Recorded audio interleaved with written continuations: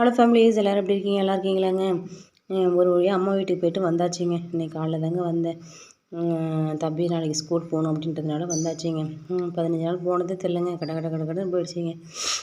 இன்றைக்கி சீக்கிரம் இப்போ லேட்டாக வந்ததுனால சரி சீக்கிரமாக வந்துட்டு நம்ம ஏதாவது ஒரு தோசைக்கு வந்துட்டு ஒரு டிஷ்ஷு செய்யலாம் அப்படின்னு சொல்லிட்டு தாங்க வந்துட்டு செய்ய போகிறேங்க. அது என்னென்ன அப்படின்றத நம்ம பார்க்கலாம். என்னென்ன வறுத்துருக்கு அப்படின்றத பாருங்கள். கொஞ்சமாக அரிசி, மல்லி, பெருஞ்சீரகம், மிளகு சரிங்களா. கறிப்பட்டை இருந்தாலும் கறிப்பட்டை ஆட் பண்ணிங்க. இதெல்லாம் வந்து டீப் ஃப்ரை பண்ணிக்கங்க. கொஞ்சம் லைட்டாக பண்ணிக்கோங்க. ஓகேவா? ரொம்பவே வந்துட்டு காந்த விட்டுறக்கூடாது, நல்லா இருக்காது. ஃப்ரை பண்ணிக்கிட்டு அதுக்கு தேவையான தக்காளி சரிங்களா.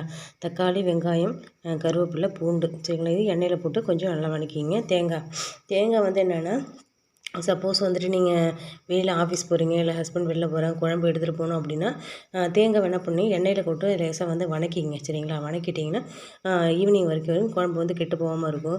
அப்படியே நீங்கள் அரைச்சி ஊற்றுறீங்க அப்படின்னா ஒரு மதியம் வரைக்கும் தாங்க இருக்கும். அதுக்கப்புறம் வந்துட்டு ஒரு மாதிரியாக செலப்பாகிடுங்க. அது நல்லா இருக்காது. அதனால் நீங்கள் மேக்ஸிமம் வந்து லாஸ்ட்டாக எல்லாத்தையும் வதக்கின பிறகு லாஸ்ட்டாக சட்டி சூடாக தானே இருக்குங்க இல்லையா, அப்போ அந்த நேரத்தில் லேசாக தேங்காயை போட்டு லேசாக ஃப்ரை பண்ணிக்கிட்டு எடுத்துங்க. அவ்வளோதாங்க. இதை நம்ம அரைச்சி குழம்பு எப்படி செய்யலாம் அப்படின்றத நம்ம பார்க்கலாம். வாங்க பார்க்கலாம். அவ்வளோதாங்க, பொடி ரெடி ஆகிடுச்சு. வெங்காயம், தக்காளி எல்லாத்தையும் அரைச்சி வச்சு விழுதுங்க ரெடி ஆகிடுச்சிங்க. ஓகே, ஒரு ஸ்பூன் வந்து கடுகு போட்டுக்கலாம். சின்ன ஸ்பூனில் ஒரு ஸ்பூன் பெருஞ்சீரகம்,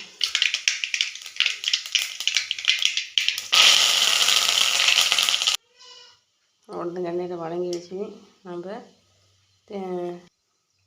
அரைச்சி வச்சு பொடி போட்டுக்கலாம்.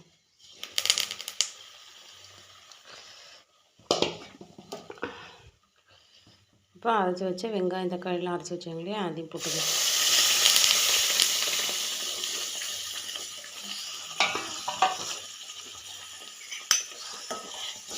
எப்படி பாருங்கள், கிரேவி போல் நல்லாயிருக்கும். நீங்கள் செஞ்சு பாருங்கள்.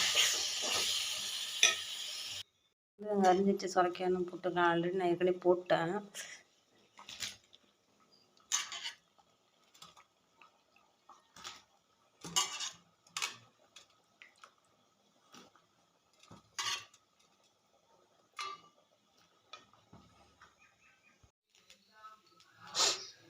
சுவையான சுரைக்காய் குருமா ரெடி. சுரைக்காய் குருமா வாங்க சாப்பிட்லாம். தோசையும் இந்த சாம்பார் குருமாவும் சூப்பராக இருக்குது. உண்மையிலேயே நல்லாயிருக்கு. நீங்களும் ட்ரை பண்ணி பாருங்கள். தேங்க்யூ.